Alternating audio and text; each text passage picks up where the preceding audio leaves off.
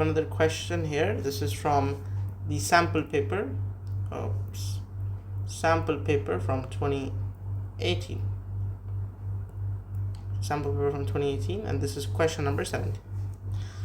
A student is investigating a spring. He uses the disk shown in the diagram.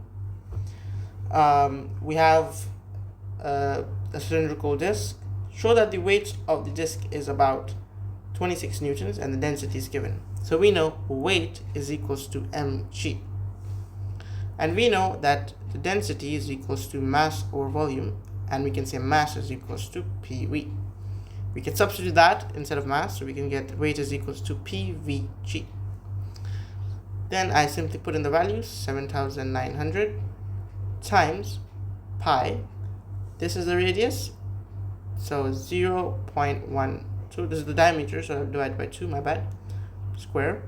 And then this is the height, so 0.03.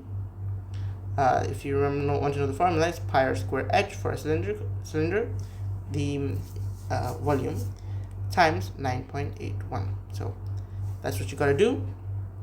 So this is the area of volume of a cylinder. So you have to keep this in mind. That will give the answer of 26.3 newtons, which is approximately 26 newtons. A pretty straightforward question, especially for 4 marks. Okay, then it says the student drops the disk. I don't like the diagram, so let's cut it out. We'll make our own diagram. Alright. Okay. Alright, so the student drops a disk. So we have a disk. So when you don't remove the diagram, you can imagine it on your own. That will help you out a lot. So the student drops a disk from a height of 0.3. And we have a spring. The original length of the spring is 0.11. Then it says the maximum compression of the spring when the disk lands on it is 0.06. Right? So that is the change in x of the spring. So the spring decreases in height by a change in x of 0.06. So the new length of the spring, would be 0.11 minus 0.06 because it has been compressed, so it has a new length. Right? So that new length, when the disk lands on it, right, that new length of the spring is 0.05 meters. So you see, it went from 0.11 meters to 0.05 meters. So this is the compression that it went through because the disk landed on it. Okay, so this is the new length and as well as the height of the disk. Okay, right. Calculate the change in gravitational potential energy of the disk between when the disk was released and when the spring has maximum compression. Right? Why do we use maximum compression? Also, is because the weight is equals to the upward force exerted by the spring. Okay, so we keep that in mind as well. Okay, that's why the weight has that maximum compression, is because it can't compress the spring anymore, because both the upward and downward force is equal. The weight is equal to the upward force that is exerted by the spring. Okay.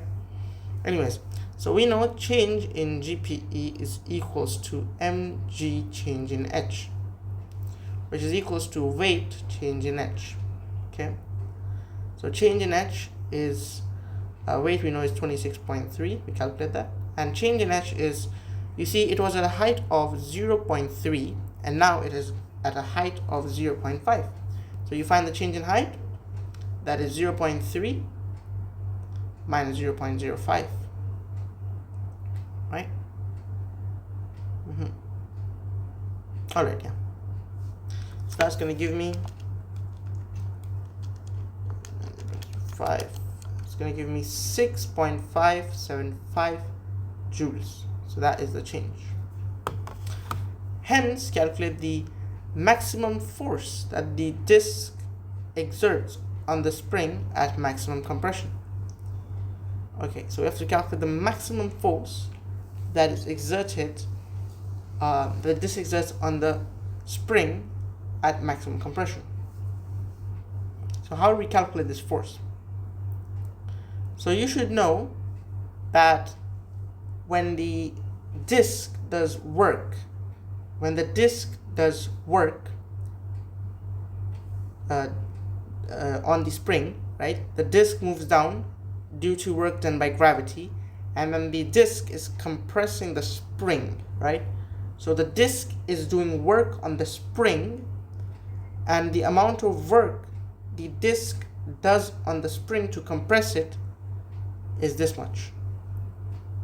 I hope that makes sense, right? The disk falls because gravity pulls it down, so gravity does work on it, and then the disk lands on the spring, and the disk does work on the spring to decrease its length by 0.06 meters, right?